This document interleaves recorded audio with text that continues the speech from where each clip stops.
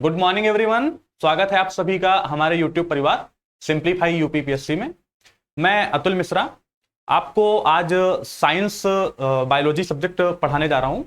देखिए, किसी भी एग्जाम को क्लियर करने के लिए हमें सबसे पहले यह जानना होता है कि उसके प्रीवियस ईयर के क्वेश्चंस कैसे पूछे जा रहे हैं, कहां से पुटअप किए जा रहे हैं और कितना डीप लेवल तक वो जा सकते हैं। तो सबसे पहले हम लोग थोड़ी उसके बारे में चर्चा कर लेते हैं कि साइंस के जो क्वेश्चंस हैं वो आरओ में कैसे पूछे जा रहे हैं, कितने क्वेश्चंस आते हैं। तो देखिए, साइंस का जो चैप्टर प्लान है वो इस तरीके से कुछ है। देखिए, फिजिक्स के जो क्वेश्चंस हमारे पूछे जा रहे थे वो 2020 का जो पेपर हुआ था ये 5 दिसंबर 2021 को हुआ था।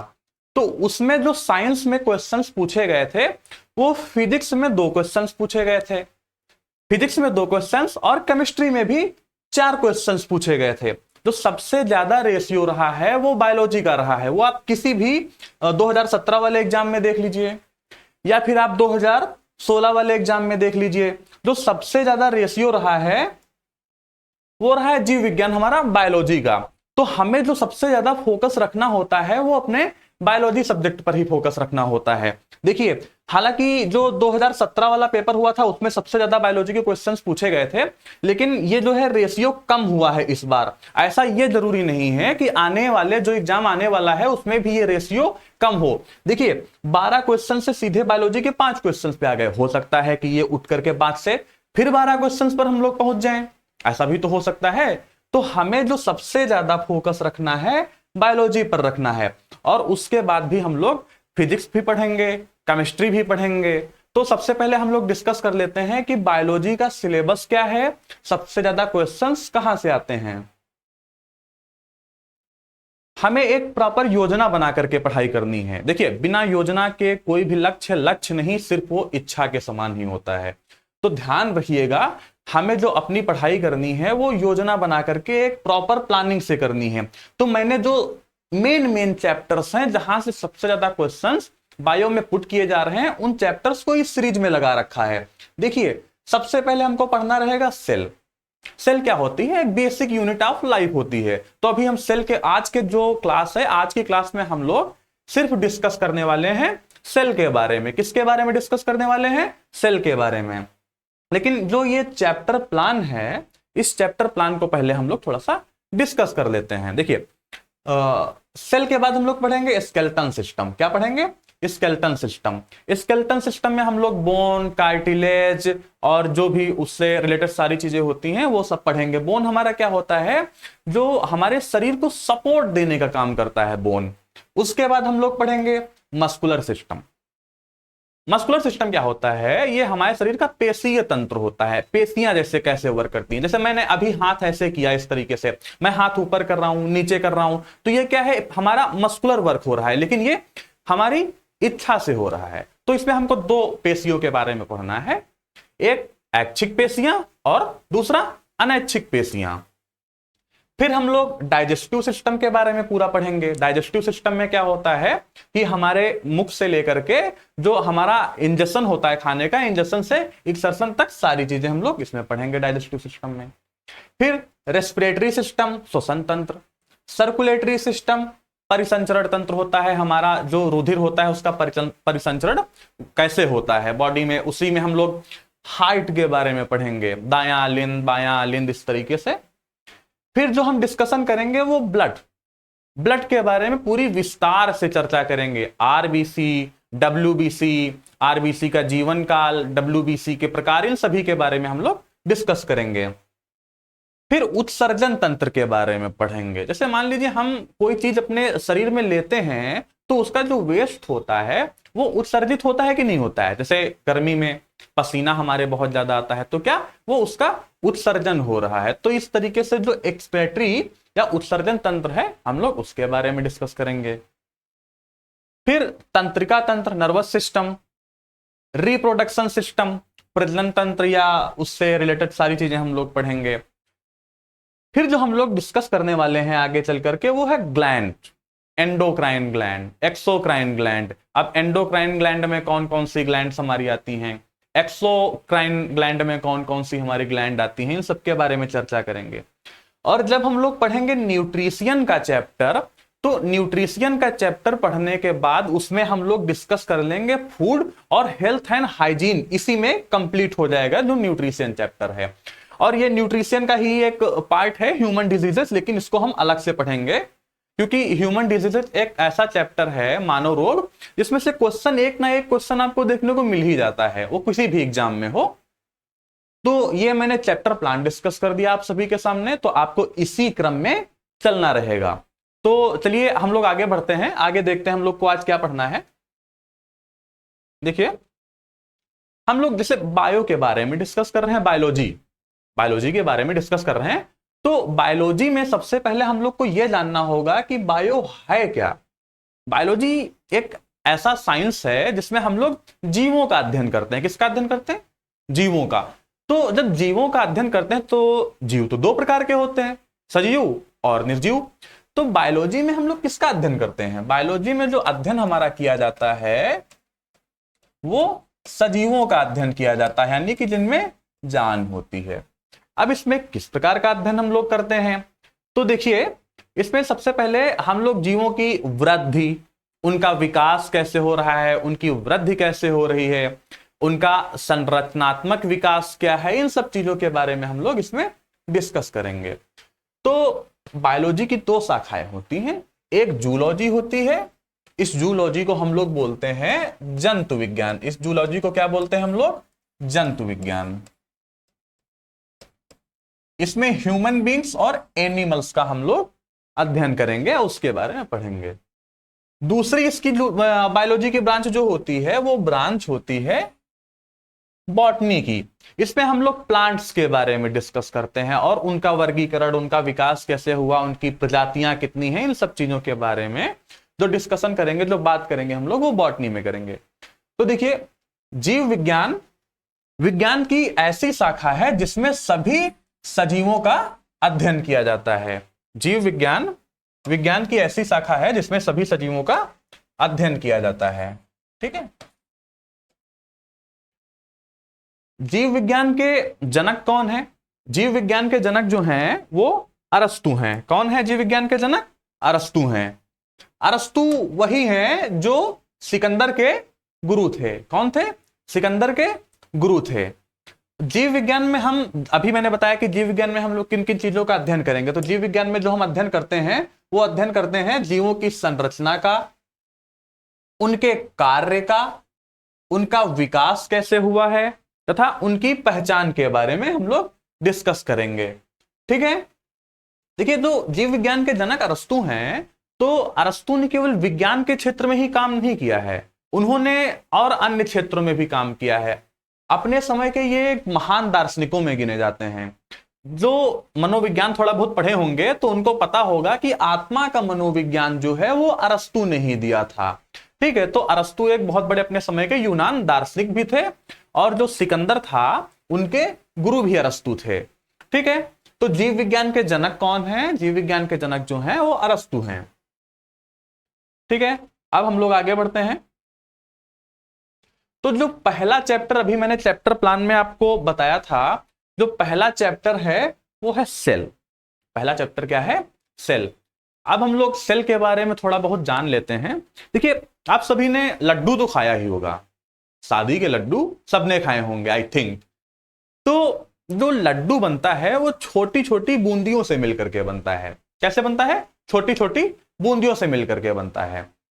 तो एक बूंदी अगर आप उसमें से निकालेंगे, दूसरी बूंदी निकालेंगे, इस तरीके से कई बूंदी जिसे मिला करके एक लड्डू बनता है। इसी तरीके से हमारी सेल होती है। तो जो लड्डू होता है उसमें का एक छोटी सी अगर बूंदी निकालेंगे, उसी को हम लोग कोशिका से कंपेयर करते हैं। जैसे बेसिक यूनिट ऑफ लाइफ जो होती है वो कोशिका होती है, यानी कि जीवन की मूलभूत इकाई कोशिका होती है। चलिए ये लड्डू वाला एग्जांपल हम छोड़ देते हैं। आपने घर बनते हुए तो देखा ही होगा, जैसे घर, सभी लोग घर में रहते हैं तो घर बनते हुए कभी ना कभी तो देखा ही होगा। तो जो घर बनता है वो छोटी छोटी ईंटों से मिला करके बनता है। जैसे ये इस तरीके से ईंटों से मिला करके बनता है। तो ये ईंट क्या है? घर की एक बेसिक यूनिट है, बेसिक इकाई है। तो ईंटों से मिला करके हमारी दीवार बनती है, ईंटों से मिला करके क्या बनती है, दीवार बनती है, दीवार से मिला करके क्या बनता है, पूरा एक कमरा बनता है, और कई सारे कमरों को मिला करके एक पूरा घर बनता है। उसी तरीके से सेल है, सेल जो है कई सारी, जब सेल को हम लोग मिला देते हैं तो कई सारी सेल को मिलाने के बाद जो बनता है उसे हम लोग बोलते हैं टिश्यू। क्या बोलते हैं, टिश्यू। और इसी तरीके से जब बहुत सारे टिश्यू को हम लोग मिला देते हैं तो वो बन जाता है ऑर्गन, एक पूरा अंग बन करके तैयार हो जाता है। और जब हम कई सारे अंगों को मिला देते हैं तो वो पूरा ऑर्गन सिस्टम बन करके तैयार हो जाता है। क्या हो जाता है, पूरा ऑर्गन सिस्टम बन करके तैयार हो जाता है। और यही ऑर्गन सिस्टम जो होता है हमारी बॉडी को बनाता है। ऑर्गन सिस्टम से मिलकर के पूरी एक बॉडी का निर्माण होता है। ठीक है, तो ये सेल जो है जीवन की मूलभूत इकाई में आता है, यानी कि बेसिक यूनिट ऑफ लाइफ। अब देखिए, जो कोशिका का अध्ययन होता है वो अध्ययन किस प्रकार से होता है, कोशिका के अध्ययन को कहते क्या है, हम लोग पहले तो ये जानेंगे कि कोशिका के अध्ययन को कहते क्या है।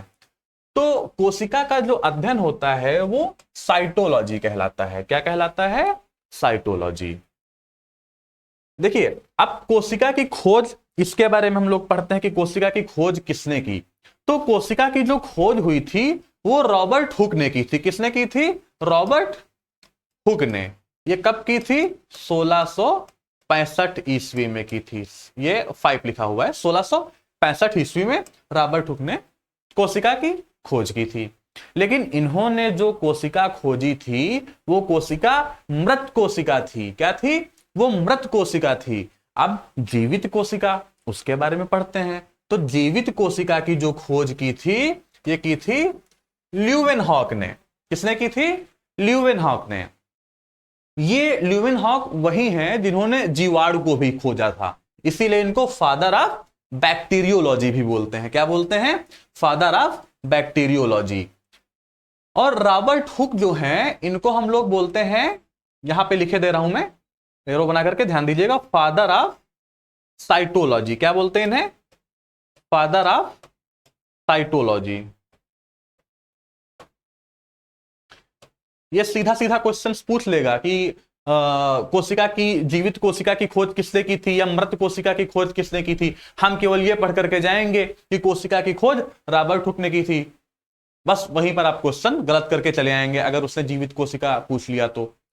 ठीक है, अब ल्यूवेनहॉक जो हैं इन्हें फादर ऑफ बैक्टीरियोलॉजी बोलते हैं क्योंकि इन्होंने ही जीवाणु की खोज की थी। अब सबसे बड़ी कोशिका, ये शुतुरमुर्ग का अंडा। शुतुरमुर्ग का अंडा सबने तो नहीं देखा होगा, लेकिन जो शुतुरमुर्ग का अंडा होता है वो सबसे बड़ी कोशिका में आता है। सबसे छोटी कोशिका जो होती है वो होती है माइकोप्लाज्मा या माइक्रोप्लाज्मा। ये सबसे छोटी कोशिका में आती है। अब इसमें एक लाइन, सबसे लंबी कोशिका जो होती है वो होती है न्यूरॉन या तंत्रिका तंत्र। हमारा जो होता है वो सबसे लंबी कोशिका होती है। जैसे आपने नदियों के बारे में पढ़ा होगा, विश्व की सबसे लंबी नदी कौन सी है, आप सभी को पता है, नील नदी है। और सबसे बड़ी नदी के बारे में जब पूछा जाता है तो वो है अमेजन नदी। उसी तरीके से यहां पर कोशिका में भी है, कंफ्यूज मत होइएगा। सबसे लंबी कोशिका जो होती है वो तंत्रिका तंत्र होती है। कहीं कहीं ऑप्शन में स्नायु तंत्र भी दिया होता है या नर्वस सिस्टम भी दिया होता है। लेकिन जब सबसे बड़ी कोशिका की बात आएगी तो हम लोग पढ़ेंगे शुतुरमुर्ग का अंडा जो है वो सबसे बड़ी कोशिका में आता है। ओके, और सबसे छोटी कोशिका माइक्रोप्लाज्मा। तो सेल के बारे में इतना हम लोगों ने जान लिया, इतना काफी है। आगे बढ़ते हैं।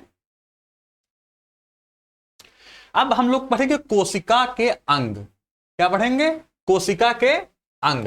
तो कोशिका के कितने अंग होते हैं पहले तो हम लोग इस बारे में डिस्कस कर लेते हैं। देखते हैं, ये पहले देखिए कि कोशिका की पिक है, इस कोशिका को बीच से कट करके, मतलब उसको खोल दिया गया है आपको समझाने के लिए। तो इसके अलग अलग जो अंग होते हैं उन सबको निकाल करके एक अलग पिक भी मैंने इस वजह से डाल दी कि आप लोग को समझने में थोड़ा आसानी रहे। देखिए, ये हमारी पूरी सेल है, ये सेल है। अब इसके अंदर कई सारे पार्ट होते हैं। ये देखिए न्यूक्लियस है, ये क्या है, ये न्यूक्लियस है। और ये साइटोप्लाज्म है। क्या है, साइटोप्लाज्म। और यहां पर ये लाइसोसोम है, लाइसोसोम, और ये रफ एंडोप्लाज्मिक रेटिकुलम, और ये सेल मेम्ब्रेन। अभी हम सबके बारे में डिस्कस करेंगे, सबके बारे में भी थोड़ा थोड़ा हम लोग डिस्कस करेंगे, बस केवल एक नजर में ऐसे देख लेते हैं। सेंट्रोसोम हो गया, माइटोकॉन्ड्रिया हो गया, ये सब कोशिका के अंग में आते हैं। Golgi apparatus, lysosome, nucleus, endoplasmic reticulum, ribosome, इसी में पाया जाता है ये राइबोसोम।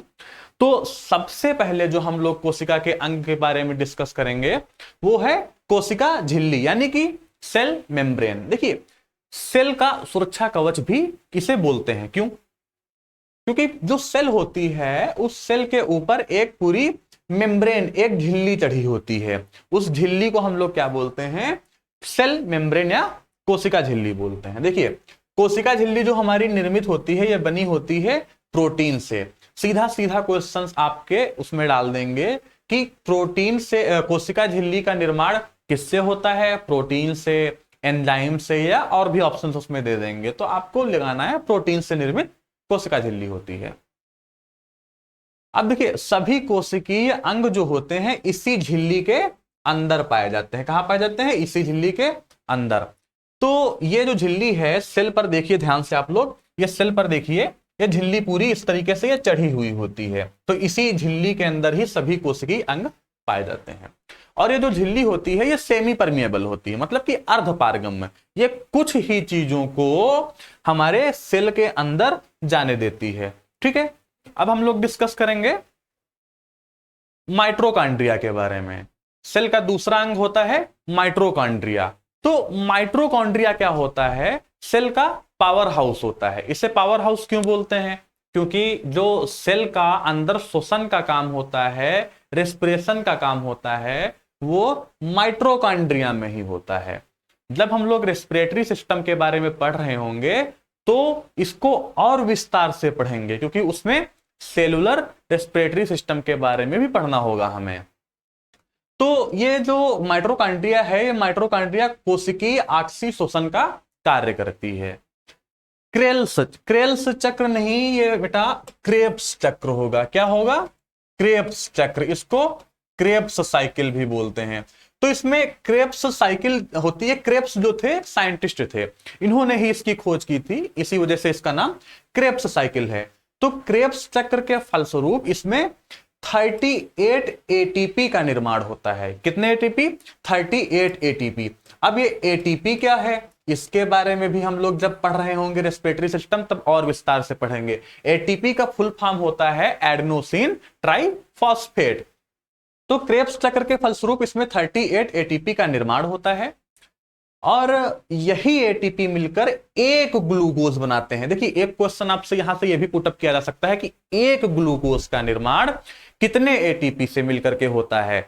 तो एक ग्लूकोज का निर्माण 38 एटीपी से मिलकर के होता है। अब यही एटीपी जब मिलकर के ग्लूकोज बना देते हैं, और ग्लूकोज तो आपको पता ही है कि हमें एनर्जी प्रोवाइड करता है, एनर्जी देता है। इसी वजह से इसको माइटोकॉन्ड्रिया को पावर हाउस भी बोलते हैं। और इसकी खोज जो की थी वो आल्टमैन ने की थी। अब माइटोकॉन्ड्रिया के बारे में इतना ही पढ़ेंगे, क्योंकि अभी हमें इसको थोड़ा सा और विस्तार से पढ़ना है, वो रेस्पिरेटरी सिस्टम में पढ़ेंगे। हाँ, तीसरा जो अंग होता है कोशिका का वो सेंट्रोसोम होता है। सेंट्रोसोम, सेंट्रोसोम जो होता है इसका काम होता है कोशिका विभाजन का। अब कोशिका विभाजन क्या है? देखिए, कोशिका के पास एक ऐसी पावर होती है जो वो खुद से खुद को हील करती है, यानी कि नई नई कोशिकाओं का निर्माण करती है। जब कभी भी हमें चोट लगती है तो वो जो हीलिंग का काम होता है वो यही कोशिका विभाजन के ही द्वारा होता है। इसको सेल रिकंस्ट्रक्शन भी हम लोग बोलते हैं। क्या बोलते हैं? Cell reconstruction. देखिए, तंत्रिका को, ये लाइन बहुत ध्यान से सुनिएगा, तंत्रिका कोशिका में विभाजन नहीं होता है। आपसे सीधा क्वेश्चन पूछ लिया जाता है कि किस कोशिका में कोशिकीय विभाजन नहीं होता है, तो वो तंत्रिका तंत्र है, यानी कि हमारे neuron system, neuron cells. Neuron cells कहां पाए जाते हैं? सेल में। तो एक बात बताइए, आप लोग अपना दिमाग लगा करके बताइए, जैसे कि अगर कोशिका का विभाजन ब्रेन में हो ही नहीं रहा है, तो अगर ब्रेन में कभी चोट लग जाएगी तो वो हील कैसे करेगी अपने आप को, जब उसमें रिकंस्ट्रक्शन हो ही नहीं रहा है। तो इसीलिए आप सबसे बोला जाता है कि हेलमेट जरूर लगाइए, क्योंकि अगर सर में चोट लगी तो बचना मुश्किल हो जाता है। किस वजह से? उसका रीजन यही है कि उस वहां पर कोशिकीय विभाजन होता ही नहीं है। ठीक है, इसीलिए आपसे हेलमेट लगाने को बोला जाता है। और सीट बेल्ट भी इसी वजह से लगाने को बोलते हैं। क्यों? क्योंकि जब हम गाड़ी चला रहे होते हैं तो जब मान लीजिए गाड़ी किसी पेड़ से या किसी अदर गाड़ी से ठुक जाती है तो वो तो गाड़ी स्टॉप हो जाती है उसी जगह पर, लेकिन हमारी बॉडी जो होती है वो मूव करना चाहती है। तो जब बॉडी हमारी मूव